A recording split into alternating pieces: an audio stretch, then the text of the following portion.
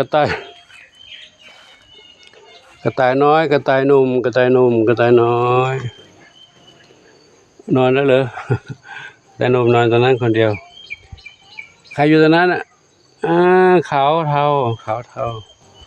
นี่แม่กระต่ายอยู่ตรงนี้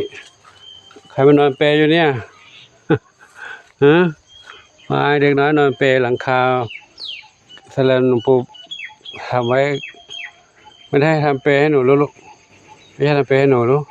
ทำไว้กันแดดลูกกันแดดน้องกระต่ายวันนี้ก็อยู่ทำงานตรงนี้แหละเก็บกวาดตรงโน้นตรงนี้เก็บถ้วยชามล้างเก็บภาชนะล้างรดน้ำเปลี่ยนน้ำให้น้องเหมียวน้องกระต่าย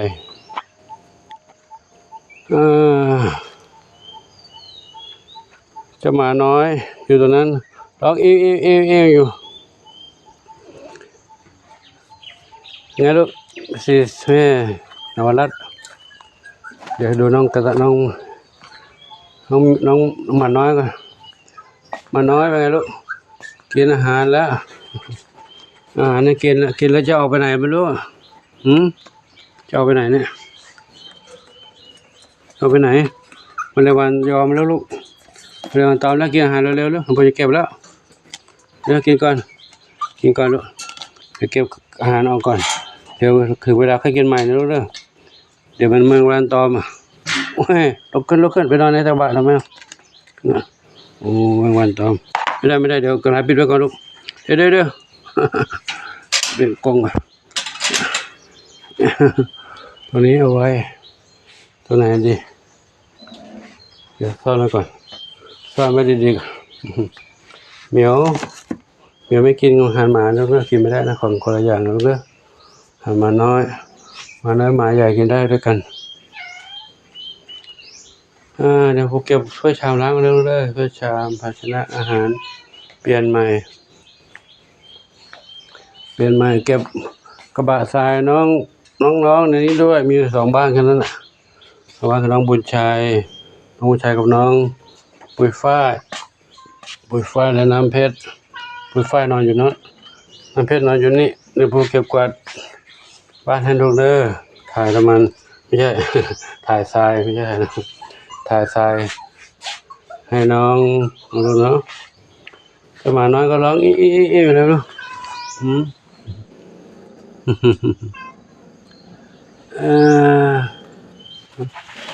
ทุกคนทุกชีวิตครูอะไรครูเหมียวแล้วเอาแล้วถ้าครูเหมียวอยู่ด้วยกันไม่ได้เลยกลัวกันนะจะกัดเหมียวหรือเปล่าตัวเล็กอยู่ดุแล้วนี่เอาขนมกงนั้นกว้างเอาผ้าปูกับกล่องกระดาษปูไว้นู้นก็ไม่นอนตรงนี้เถอะแม่นอนตรงนี้กันหรือว่าไม่ชอบกลิ่นของกล่องพัสดุนั่นน่ะ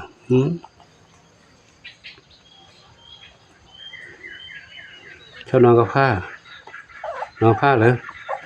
หรือขาดความอบอุ่นจากแม่เขาไม่อยู่แล้วมั้งเรามันมาปล่อยแล้วเนาะ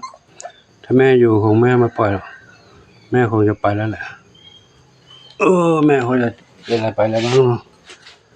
เดี๋ยวผมขออยู่ที่วัดนี้กันเนาะคลิปนี้ทำสั้นๆแค่นี้น้ำมืดเลยลุกขึ้นลง เดี๋ยวทำงานก่อนเนาะขอ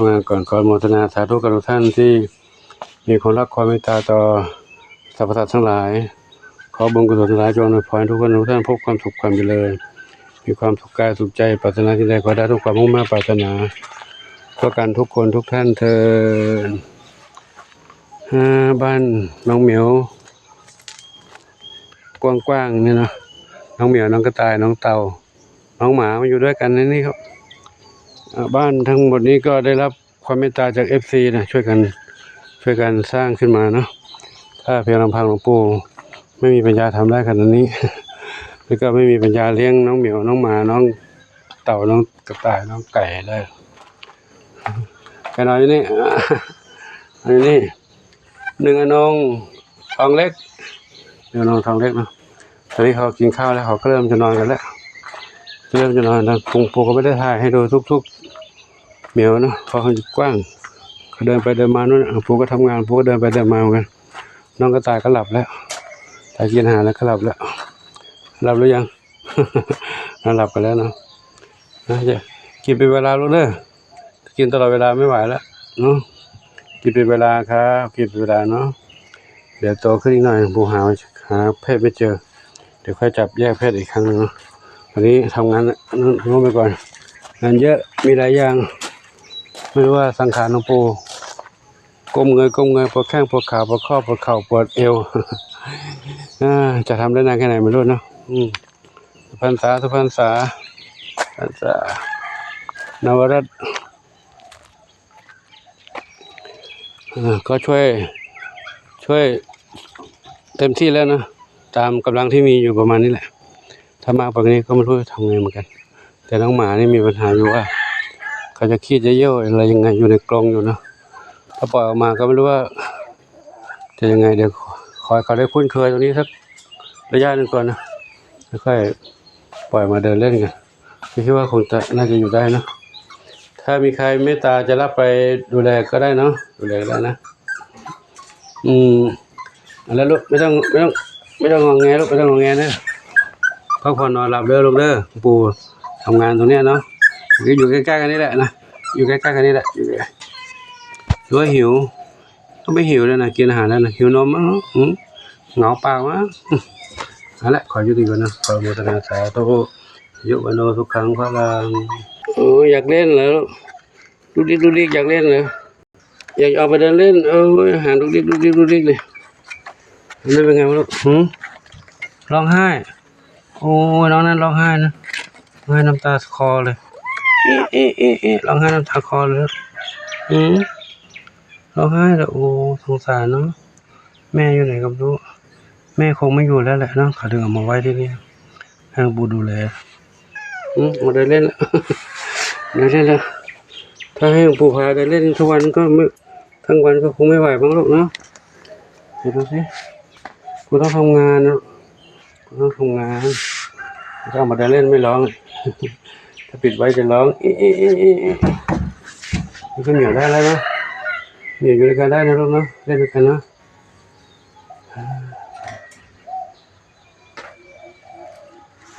ไม่เอานะเรารัดไม่ควรนะ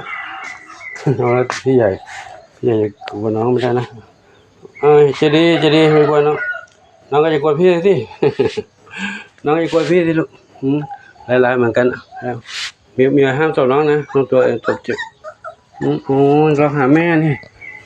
อยากให้แม่คิดว่าเหมียวเป็นแม่นะคิดว่าเหมียวเป็นแม่แล้วไปแล้วปู่ทำงานก่อนทางนี้ไม่ได้ทำงานแล้วเนาะอย่างนั้นเนอะคือปู่ไม่ได้ทำงานแล้วเนอะอยู่นั่นก่อนปู่ขอปิดไว้ก่อนนะลูกนะทำงานก่อนนะลูกนะทำงานก่อนนะสงสารจังเลยอยู่ที่ร้องไห้น้ำตาไหลแม่อยู่ไหนไม่รู้แม่หนูอยู่ไหนไม่รู้หนูไม่เคยอยู่ตรงนี้เลยหนูไม่อยากอยู่ตรงนี้หรอกอยากกลับบ้านแล้วช่วยดูด้วยแม่มารับหนูด้วยหนูอยากกลับบ้านแล้วไม่เป็นไรเราเนี่ยอยู่กับหลวงปู่นี่แหละไม่อยากจะออกมาเนี่ยอยู่กับหลวงปู่นี่แล้วเนอะไม่กินไม่นานแล้วเดี๋ยวก็คุ้นเคยกันแล้วเนาะนอนรถว่าอยากไปเข้าห้องน้ำหลวงปู่พาไปดิเข้าห้องน้ำป่ะลูกห้องน้ำก็ได้มาอันนี้เข้าน้ำป่ะนี่มานี่เข้าน้ำเนาะเข้าน้ำอยากเข้าห้องน้ำเข้าแล้วลูกฉี่แล้วฉี่เนี่ยผู้ชายนะฉี่จูออกฉี่ตรงกลางพุง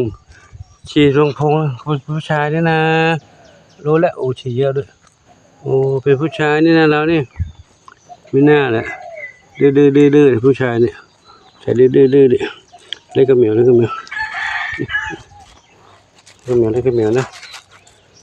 ไม่ได้ทำงานแล้วไม่ได้เดินพาน้องเหมียวเล่นน้องหมาเล่นน้อยเอาได้ทำกวนน้องนะเอาได้ทำกวนน้องเลย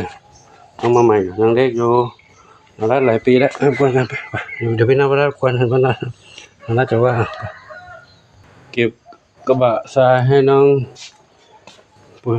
ยฝ้ายคุณชายเก็บแล้วเก็บปุ๋ยฝ้ายก่อนเปลี่ยนสายเพิ่มสายใหม่ด้วยนะจ้าเดี๋ยวปู่เข้าไปหาลูกปู่เข้าไปเลยปู่เข้ามาเก็บกระบะทรายลูกเลยนี่ไข่ขี้เยอะๆเนี่ยโอ้ไข่ขี้เยอะๆเนี่ยขี้ด้วยเยอะด้วยเนี่ยน้ำเพชรนี่แหละน้ำเพชรได้ขี้เยอะให้หลวงปู่ขอจบแค่นี้ก่อนนะขอโมทนาสาธุน้ำเพชรทักทายFC ก่อนFC ก่อนขอบคุณค่าที่ช่วยเมตตาหนูนะคะช่วยเมตตาหนูนะคะช่วยเมตตาหนูนะครับน้ำเพชรผู้ชายปุ๋ยฝ้ายข้างบนนู้นปุ๋ยฝ้ายน้องข้างบนนู้นปุ๋ยฝ้ายผู้หญิงน้องข้างบนนู้นจบก่อนนั่นแหละเดี๋ยวทำงานก่อนเนาะสาธุ